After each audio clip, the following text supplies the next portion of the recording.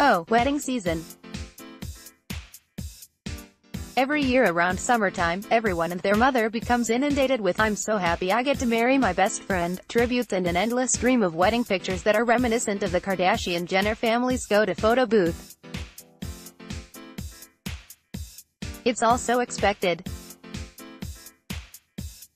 That's exactly why we are turning to these brides, hailing from all over the world, who bring a refreshing, extra take on the monotonous traditions we've been subjected to since that one time our parents dragged us to a very distant relative's never-ending party.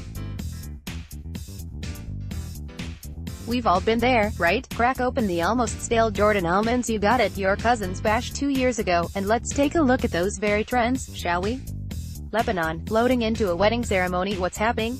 A bride in Lebanon decided to make the ultimate entrance with the help of balloons and a harness. She gracefully landed next to her father, who walked her the rest of the way down the aisle. How extra is this, really? Pretty freaking extra. Her friend homies probably hate her for dreaming up such a unique entrance, and that's okay.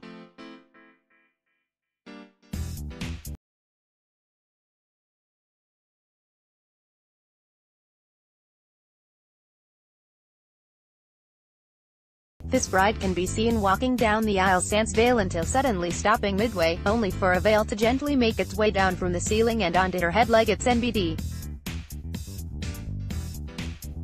How extra is this, really? It's more wow-worthy than anything. We can't help but ask, but how does it all work? Turns out this bride has ceiling rails and weights to thank for the mesmerizing magic trick, because that's exactly what it looks like to us, a beautiful, majestic magic trick. Australia, life-size bride wedding cakes. What's happening? Some brides, not just in Australia, are requesting life-size wedding cakes inspired by their gowns for their big day.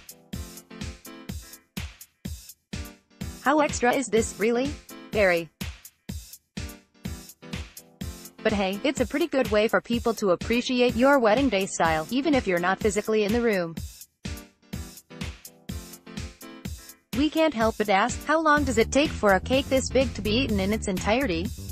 Canada, exchanging vows while bungee jumping. What's happening? Yulia and Bridie make things official in a ceremony only serious thrill seekers would want to replicate, taking a 160 feet plunge toward the Cheekamus River in Whistler. How extra is this, really? Particularly extra for those deathly afraid of heights. We can't help but ask, are vows exchanged before or after?